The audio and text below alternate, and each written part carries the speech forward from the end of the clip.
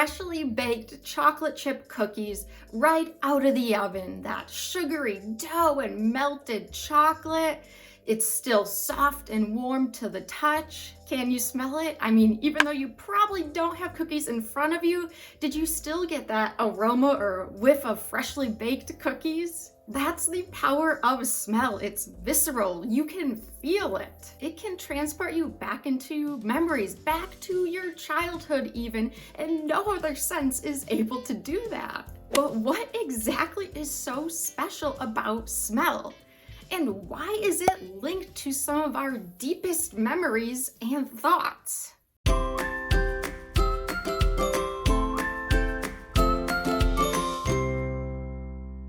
The first step into understanding smell's superpower, well, first we have to understand what is smell and how do we smell. And I love the science. I could nerd out on this all day long. Smells are really just these chemicals like floating through the air. And air, you probably learned a long time ago in grade school, air is simply made up of things like oxygen, nitrogen, and helium. But these are not things we smell. Think of these more of like a blank canvas that you're about to paint. The odors or the aromas that we actually smell, these are more like the paints on the canvas. And these are specific chemicals in the air. For example, diacetyl, that sort of smells as like buttery, like buttered popcorn, or isoamyl acetate. We would think, bananas. And if you had to take organic chemistry lab like me, I remember we actually synthesized isoamyl acetate. I don't remember a lot from OChem, but I do remember that. And there's a ton more because humans can actually detect 1 trillion scents. That is way more than the amount of tones we can hear or the distinct shades of color we can see. And so smell is just that powerful. And the reason being that one time in human history, we used our sense of smell to detect danger. Smell could be the difference between life or death. But back to how our sense of smell works. With each breath that we take, we carry some of that air into our noses. And remember that air also contains some of those odorous chemicals. Our nasal passages actually has a lot of like curvy structures and bends, and this makes the air very turbulent. These scents are carried up our nasal passage until they're stopped and land on a mucous membrane that basically is at the same level as our eyebrows. This membrane is full of receptors that can detect different smells, can detect those different chemicals. And when this happens, they then communicate with other neurons to send a message to our brain. And this information is carried to the amygdala hippocampal complex. And once the information makes it all the way to that part of our brain, that's when we go like, oh, that smells like fresh lemons, or oh, that smells like skunk. Of course, when it comes to food, taste is also very important, but it's different than smell because in this case, for taste, those receptors for the chemicals are on our tongue, not in our nose. But they are both similar in that we draw in these like little molecular samples into our body. And for smell, we're constantly doing this. It's involuntary. You have to smell because you have to breathe if you want to be alive. Taste, of course, is a little different because you can choose to eat or not. It is more voluntary. And if you want to learn more, I have a bunch of other videos about taste and flavor of food that I'll put the links in the description. But we still need to look into why is smell so tightly linked with our personal experiences and our past.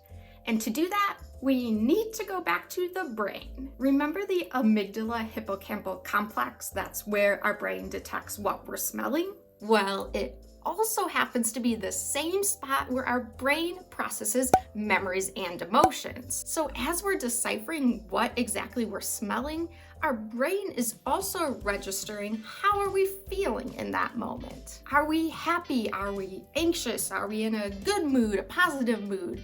Are we surrounded by our friends or family? Are we feeling comfortable and supported? So these two things, scent and emotion, are instantly linked when we're smelling something. So if you have ever heard the phrase to smell is to feel, this is quite literally true because our brain is recording two different things. One, what are we smelling? But two, also, how are we feeling? Which leads us to what scientists call odor or scent memories, and this actually has two different definitions. It can mean when you remember or recognize a specific odor, like, oh, that's brownies or that's toasted almonds. But it can also mean a specific memory you associate with an odor.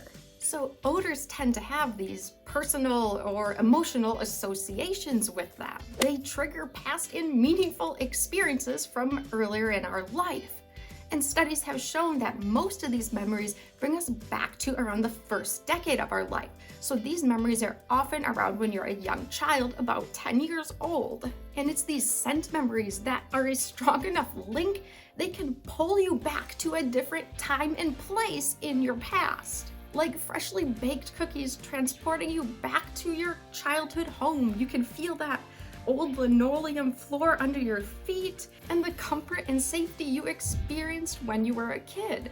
And these scent memories are such a powerful tool that doctors and researchers are trying to use them to treat certain diseases and disorders. Basically, they're trying to use aroma and smell to evoke a specific response. So researchers are literally using smell to make people and patients recall these positive emotional experiences. They've seen that this can lead to things like reduced stress, lower heart rate, and even happier moods. They're seeing if this could even be used to treat anxiety. There's also this idea of comfort smelling, which reminded me of comfort food. But in comfort smelling, the idea is that you smell something of a loved one who is gone, you smell their shirt or maybe a blanket they used, and you can use this to conjure feelings of love and support even when they're not with you. Other research has even seen that these odor-evoked memories, they can be used to reduce appetite, stop binge eating, or even limit cravings like smoking cigarettes. Because as you've seen, smell is that powerful of a tool. If you want to learn more about smell and flavor, next I'd watch my video about where a food gets its flavor from.